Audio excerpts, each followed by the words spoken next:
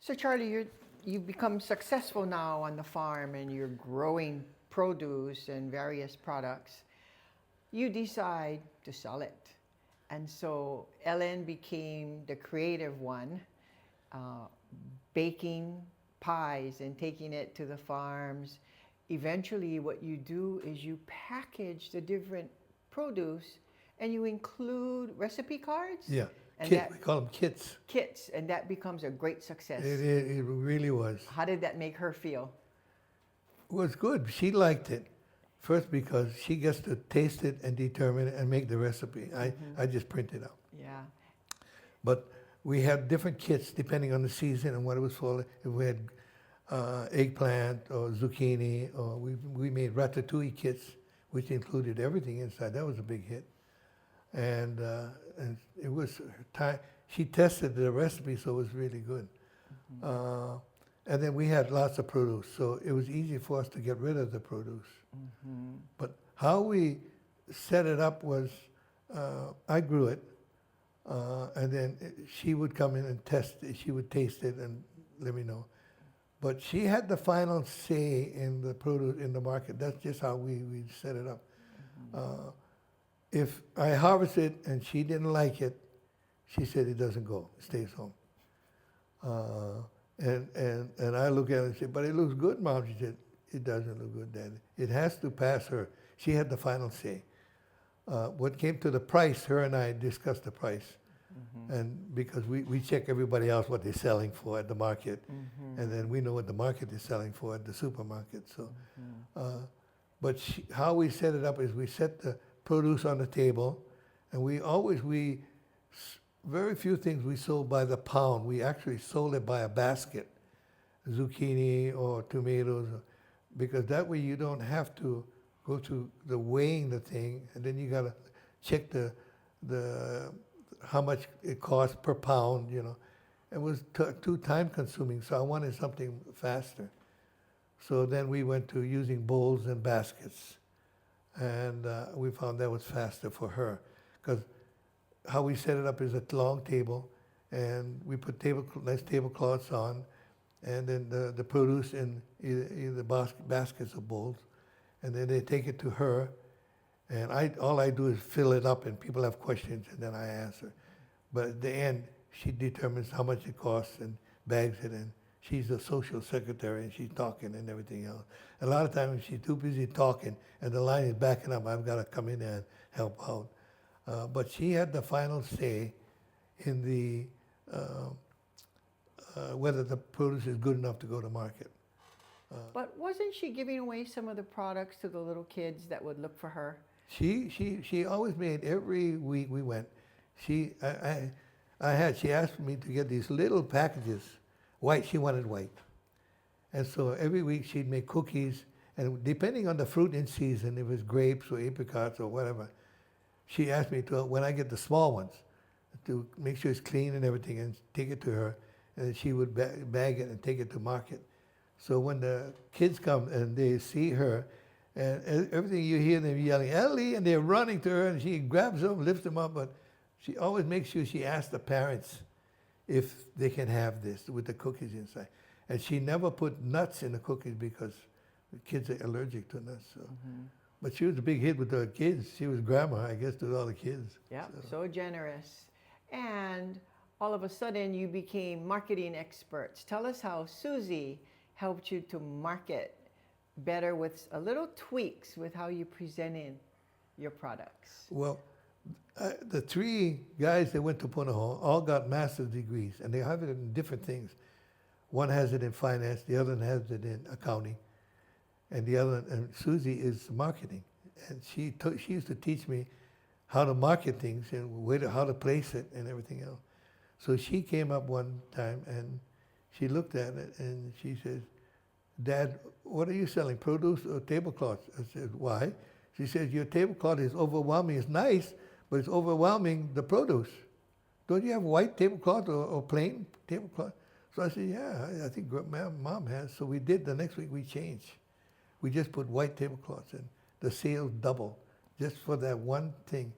So it pays to have marketing expert in your family, you know, helps you Yeah, out. So. absolutely. Tell us about the tennis ball trick. Tomatoes, we have it. We sell them in baskets. So women, primarily, nothing against them, but they have a habit going to the market, and I watch them, and they'll squeeze all the tomatoes. So I said, "What are you doing?" She said, "I want to get the one that's just right." No, no, no, no. They're all perfect already. You just take the basket. And so they're still doing it. So I went to Walmart, and they have the bright yellow tennis balls, 3 for 99 cents. So I brought it there, and I put it in a bowl, and I put a big sign. If you have this intense desire to squeeze anything, squeeze the tennis ball. Well, a big problem was the little kids come and they see the tennis ball, they take it and they play it, and they walk off with it. So every week I got to go to Walmart and pick up new tennis balls. And so I don't know whether I was making money or what. But Yeah, that was great.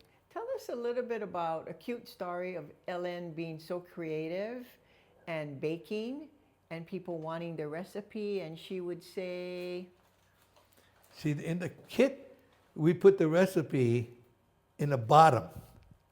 And the package label, it says what's inside, and you can only sell what you grow. You can put salt and pepper, but you cannot have salt and pepper in there because you don't grow it. So you got to let them know that that's what they need, salt and pepper or soy sauce or whatever. Mm-hmm. And so we put the recipes in the bottom purposely, because if you put them on the top, they come, they take the recipe, and they walk off with the recipe. So you got to the point where people stick their hand all the way in there, mash all the produce just to get to the recipe, rather than arguing with them. What we did was we just printed the recipe and put it right outside. So with their little gadgets, they could take a picture of the recipe, and they didn't mess up all our kits there, you know. what was her favorite thing to do in that house? I think sewing. Sewing was her favorite. That was when we first got married, and the first paycheck I got. And she asked me, we were living in a 2-bedroom house in Dayton and Makaleka, and we had the first baby came. Well, it was going to, it didn't come yet.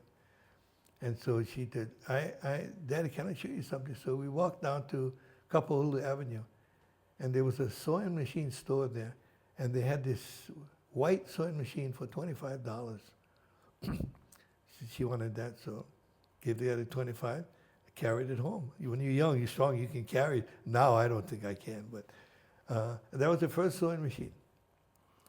And when we came home from California, she had 7 sewing machines she brought home.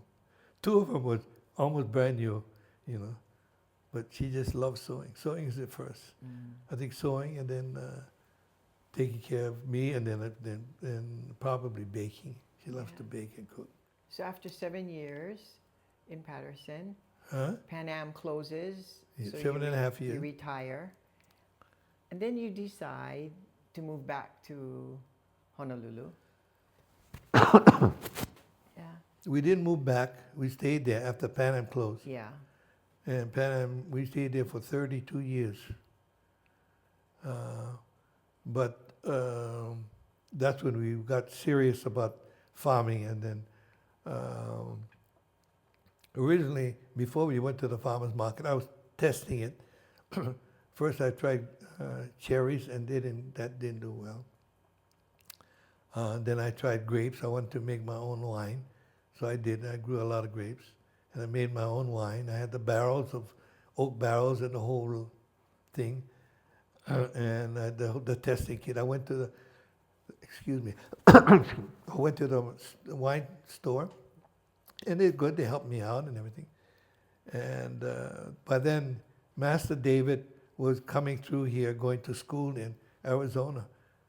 So when he stopped and he tested the wine, and I had 250 gallons of wine in the ice house in 5 55-gallon drums, oak barrels.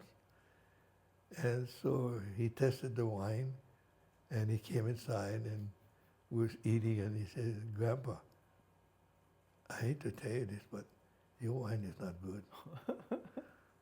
So, okay. So when it's time for him to go home, I took him down to the airport in San Francisco, came back, and I went in a wine room, and I took the 250 gallons and I poured it down on the driveway, all 250 gallons, got rid. I said, if it's not good, why waste my time? So I got rid of the two, and Ellen comes out and says, what the heck's going on? The driveway is all purple. I said, David didn't like the wine, so I just threw it away. So I took the barrels, I cut them in half, and I put plants inside, you know. Yeah, tell us about what Ellen came home to. Well, she named the pigs. They both had names. Buttermilk and Pancake, I think. And she'd go out there, and I always pigs are the most unsafe animal in a farm. They don't know where your hand ends, it begins and the food ends. And you give them the food and they'll eat your hand off, they'll bite it off. And so I told her, you cannot do that. If you're going to give them something, you got to stand back and throw it inside. So I kept feeding the pigs, getting fat and fat. So my neighbor was Portuguese. Every beginning of the year, they have a custom. They make Portuguese sausage. And so he was looking for somebody who had pigs so he can buy them. So he had heard I had pigs, so he dropped by. And he said, Charlie, you're raising pigs? I said, yeah, I got 2 in the back. He said, I'm looking to buy one to make the Portuguese sausage. So I said, go take a look at them. So he walked back there and said, what the hell did you do to these guys? They're so big. You gotta, he said, they're about 500 pounds. He said, you got to slaughter them when they're about 180. I said, nobody told me anything. I just kept feeding them. And so he said, you better call. And so he gave me the name of this guy. His daughter, he and his daughter, they have this slaughter business. They come right to your yard or your house, and they'll kill the animal and dress them, and they'll take it to where you want to be butchered. And so he looked at it and he says, these pigs are big. So what he'll do is the shoulder of the pig, when they get older, it gets hard. So they'll cut off a piece of the shoulder, and they'll call you, and you go in there and you bring it home and have your wife cook it. And if it's tender, they can make it hamburger or whatever you want. If it's too tough, they will throw it away. It's not edible, it's too tough. So he did, and the meat was okay. And so, but we had about 800 pounds of meat, and so I had no place to put them, so I had to go buy 2 new freezers and put them in her sewing room. Each freezer is 18 and a half cubic foot freezer. And but she wouldn't eat the meat, so we ended up giving all the meat away, except when the kids come or friends come or whatever. But she wouldn't eat it. She'd go to the store, buy her own pork chops, But What's the difference in being a farmer and making Pan Am's airplanes safe to fly? Which career would you choose if you had to do it all over again? I enjoyed the 50 years almost that I worked on airplanes. I really enjoyed it. I liked it. But if I had my choice to do it over again, I think my preferred occupation would be a farmer. I like being a farmer. There's so many different types. And I prefer that occupation. I like it because it's something you control everything over. Mm-hmm. And working on an airplane, the only control you have is over what you do. Mm-hmm. But being a farmer, you have the control over everything. Mm-hmm. From the time you plant the seed till the selling of the produce at the end. Yeah. So it's kind of neat. So you went from airplane mechanic to scientist of food, right? Master food preserver. Master food preserver. Real estate person, you've done so much. To being a doctor, you know that all the walkers that enjoy your company, you tell them if your plants look a little sad, you have a plant hospital. Do you enjoy that? I do. And it started when we had the plant shop. And I still do that. My neighbors, they have a problem, they come here. And I like doing that. I'm not always right, but at least I know a little bit, helpful. You know, someone asked me, "How come you look so good at 94?" And my secret, they asked what your secret is, and I tell them I have actually not much. One is I tell you what happened to me. For all my life, I've been surrounded by beautiful women. They took good care of me, spoiled me. From my mother to my grandmother to my sisters to my aunts, and now to the ladies I walk with, my neighbors. And then the other one is eat good food. You are what you eat. If you eat the good food, you take care of your body, you have a better chance. Yeah. Okay, so thanks for sharing your secret. We're